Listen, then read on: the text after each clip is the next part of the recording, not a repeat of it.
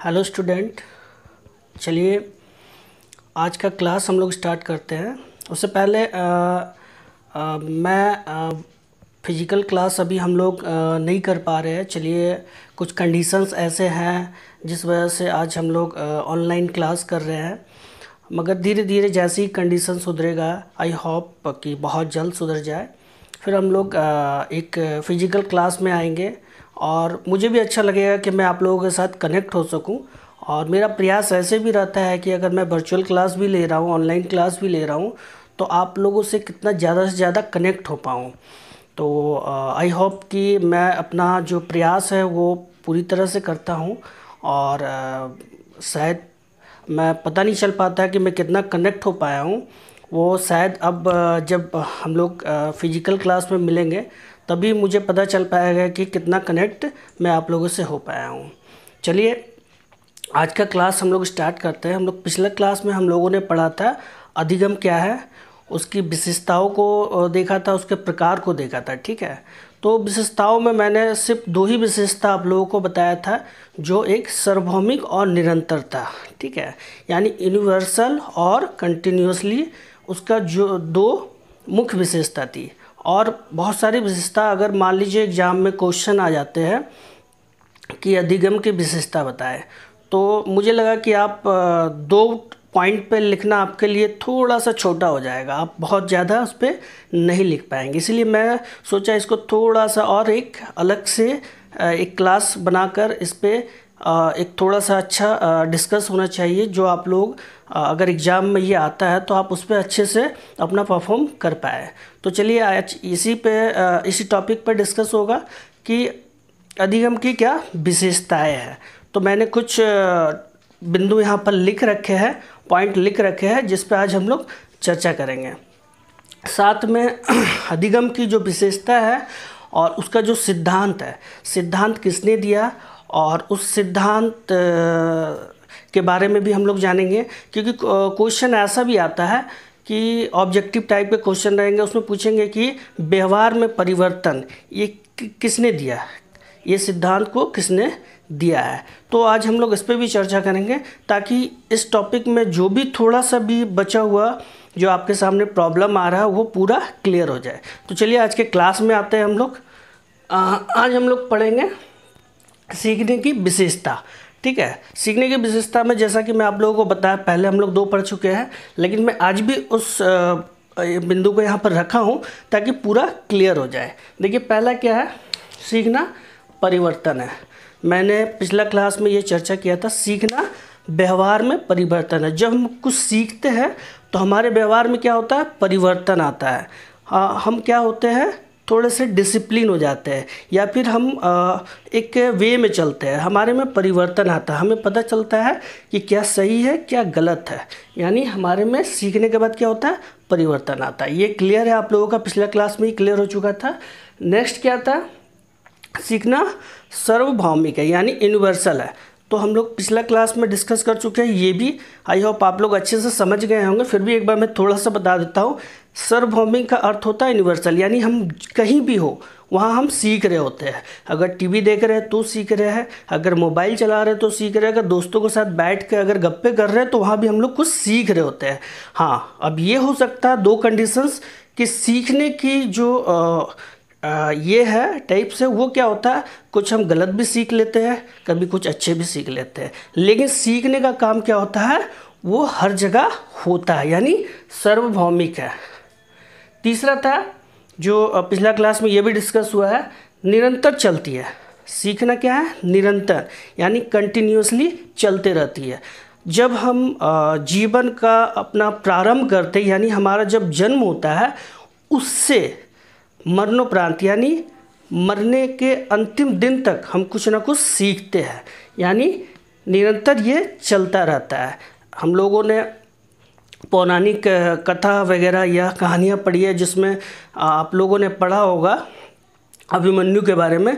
तो अभिमन्यु जो गर्भावस्था में थे, उसी टाइम उन्होंने सीख लिया था, अपनी माँ के कोख में ही बहुत कुछ सीख लिया था। और कहा जाता है कि उस समय उसने बहुत कुछ सीख लिया था। और हम लोग चलिए उसके उस समय नहीं माने तो अभी हम लोग मान सकते हैं कि जब बालक जन्म लेता है उसके बाद से वो अपने जीवन के पूरे काल में कुछ ना कुछ सीखता है, यानी निरंतर सीखता रहता है, यानी निरंतर चलता रहता है। 4 पॉइंट है उद्देश्यपूर्ण, यानी एक पर्पज़ होना चाहिए, ठीक है, उद्देश्य होना चाहिए। जब हम सीखने पे आते हैं तो जब हमारा कोई उद्देश्य सेट होता है, हमारा एक गोल होता है, तो क्या होता है हम उसे बड़े आसानी से और बड़े जल्दी सीखते हैं। यानी जब हम कोई चीज़ का एक उद्देश्य सेट कर लेते हैं, यानी एक गोल सेट कर लेते हैं, तो क्या होता है हमारे सीखने की गति तेज़ हो जाती है, हम जल्दी सीखते हैं। यानी क्या है, उद्देश्यपूर्ण है। हमारा एक उद्देश्य है, मान लीजिए अगर हम पढ़ाई कर रहे हैं तो हमारा आज का आपका उद्देश्य क्या है कि हमें पढ़ाई में अच्छे मार्क्स लाना है, अपना जो कोर्स है उसको कंप्लीट कर लेना है। जब यहाँ पर आप कंप्लीट कर लेंगे, आप जब बीएड का डिग्री ले लेंगे, तो फिर आपका उद्देश्य क्या हो जाएगा, आपको एक अच्छा टीचर बनना है। उसके लिए क्या करना होगा, सीटेट की तैयारी करनी होगी, टेट की करनी होगी, जेटेट की, आप जहाँ भी जाना चाहें उसका तैयारी पे आप लग जाएंगे। यानी आपका एक उद्देश्य फिर सेट हो जाएगा। जब उद्देश्य आप सेट कर लेंगे तो आप सीखने की प्रक्रिया क्या होगी, तेज़ हो जाएगी, आप जल्दी और ज़्यादा सीखेंगे। 5वां क्या है, नया कार्य करना। जब हम सीखते हैं तो नया कार्य करते हैं, यानी कोई भी कार्य हम जब फर्स्ट टाइम करते हैं तो हम सीखते हैं, यानी सीखने के लिए हम नया कार्य करते हैं, या नया कार्य करते हैं तो उसके बाद हम उसे सीख लेते हैं, फिर दोबारा करते हैं तो फिर उससे कुछ हम और सीखते हैं। मतलब जितने बार हम उस काम को करेंगे उतना बार उससे हम कुछ नया सीखते हैं। यानी सीखना क्या है, एक नया कार्य करना है। जीवन में हम लोग बहुत बार ऐसे काम होते हैं जो फर्स्ट टाइम कर रहे होते हैं, उससे हम बहुत कुछ सीखते हैं।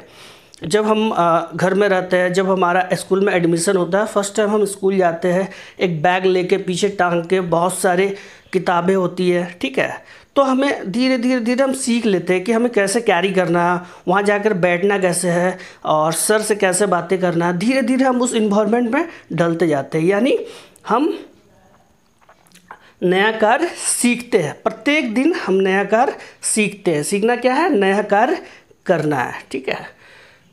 6वां पॉइंट है सक्रिय क्रिया। मतलब सीखना क्या है, सक्रिय क्रिया, आप एक्टिव रहते हैं। सीखना क्या है, एक्टिव, यानी जब हम एक्टिव होते हैं तो हम जल्दी सीखते हैं और ज़्यादा सीखते हैं।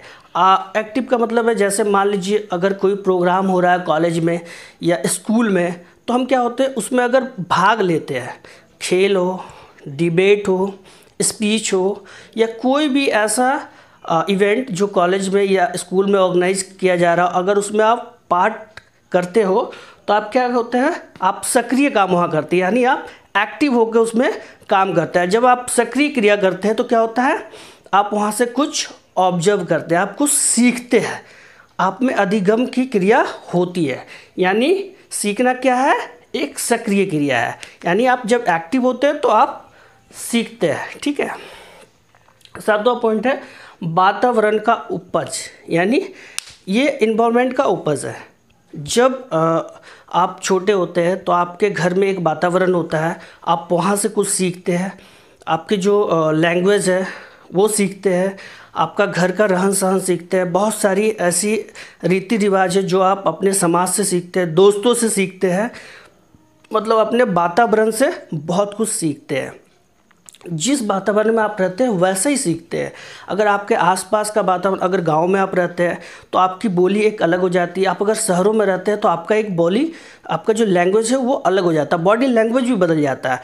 आप हो सकता है ज्ञान में एक ही हो लेकिन दोनों का प्रेजेंटेशन बदल जाता है।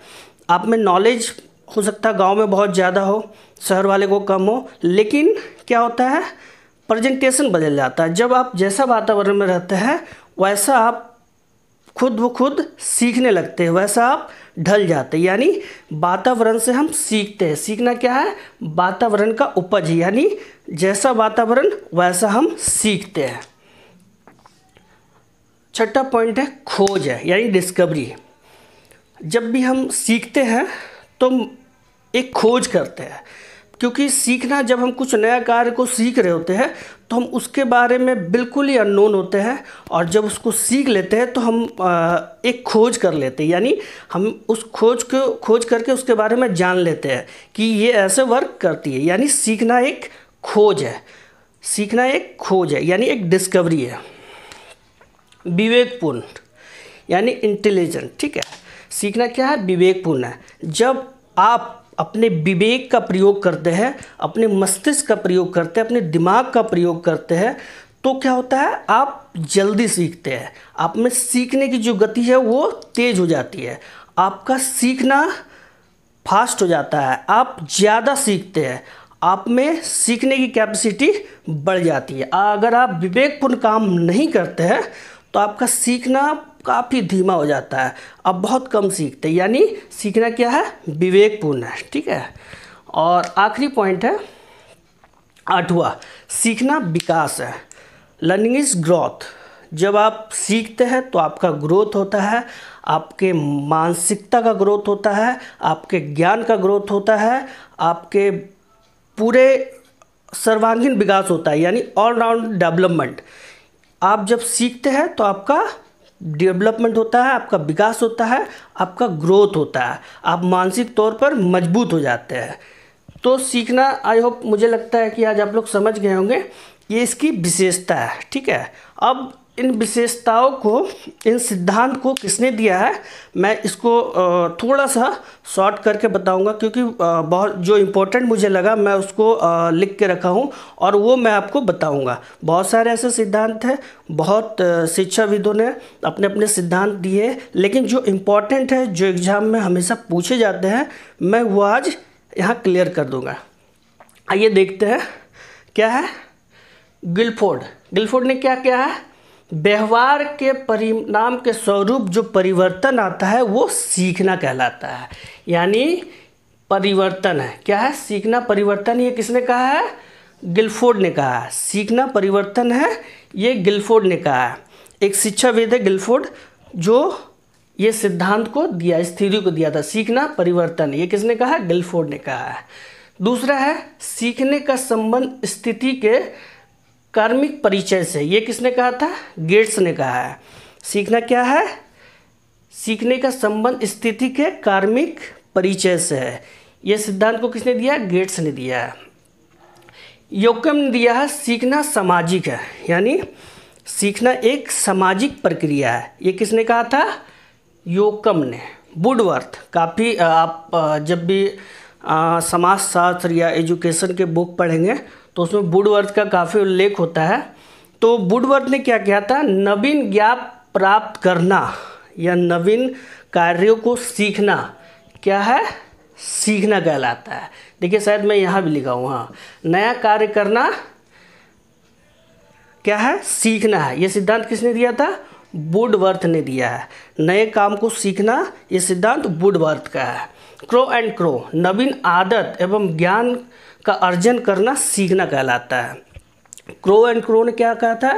नवीन कार्य को सीखना और आदतों को, नए आदतों को अपने अंदर डालना, ये सीखना कहलाता है। ये किसने कहा था? क्रो एंड क्रो ने कहा है। थॉर्नडाइक का सिद्धांत भी आपको बहुत जगह मिलेगा, बहुत अच्छा सिद्धांत है उनका। आप आगे नेक्स्ट सेम में आपको ये बहुत अच्छे से आपको मिलेगा और आप इसे पढ़ेंगे, और काफ़ी इंटरेस्टिंग इनका टॉपिक भी है। तो थॉर्नडाइक का जो सिद्धांत है वो क्या है? अनुक्रिया से उत्तेजना जोड़ना अधिगम कहलाता है। यानी अनुक्रिया से जब हम उत्तेजना को जोड़ते हैं तो क्या कहलाता है? सीखना कहलाता है। ये सिद्धांत किसने दिया था? थॉर्नडाइक ने दिया था। फॉरवेल ने क्या सिद्धांत दिया है? सीखना विकास है। देखिए, मैंने यहाँ लिखा है सीखना क्या है? विकास है। ये सिद्धांत किसने दिया था? फॉरवेल ने दिया है। जब हम सीखते हैं तो हमारा विकास होता है, हमारा डेवलपमेंट होता है, हमारा ग्रोथ होता है। ये सिद्धांत किसने दिया? फॉरवेल ने दिया है। तो ये आप थोड़ा नोट कर लीजिएगा और इसे याद कर लेना है, क्योंकि ये सिद्धांत ऑब्जेक्टिव क्वेश्चन में एक पूछते हैं। अगर हो सकता है आपके एग्जाम में नहीं पूछे, लेकिन फ्यूचर में आपका काम आएगा। जब आप टेट का एग्ज़ाम देते हैं, टीचर का, कोई भी आप टीचर का फॉर्म भर रहे होते हैं, तो कॉम्पिटिटिव एग्जाम में भी कुछ ऐसे क्वेश्चंस आते हैं जो उनके थ्योरी को पूछा जाता है। तो मैं कोशिश करूँगा कि जब भी मैं टॉपिक पे जाऊँ तो एक थ्योरी उसका जो है वो मैं आपको क्लियर करवा दूँ, क्योंकि ये बहुत इंपॉर्टेंट होता है। ऐसे क्वेश्चन अगर आप कॉम्पिटिटिव में भी बैठ रहे होते तो 5-6 क्वेश्चन ऐसा आ ही जाते हैं। तो इसको आप अच्छे से नोट कर लीजिएगा और इसको अच्छे से प्रिपेयर भी कर लीजिएगा, ठीक है। चलिए आज मुझे लगता है कि इतना आप लोग समझ गए होंगे, और धीरे धीरे मैं इस टॉपिक में और भी कुछ जो क्वेश्चंस हैं या जो टॉपिक्स है उसको मैं क्लियर करवाऊँगा। और जितना भी जो समस्या है आप कमेंट बॉक्स में डाल सकते हैं, मैं उसे देखता हूँ। अगर कोई प्रॉब्लम है तो मैं उसका रिप्लाई करूँगा। चलिए, मैं सोचता हूँ आज के लिए आप इतना समझ गए होंगे, और चलिए मिलते हैं नेक्स्ट टॉपिक में, नेक्स्ट क्लास में, और एक अच्छे सोच के साथ और एक पॉजिटिविटी के साथ। चलिए आज के लिए इतना ही। Thank you.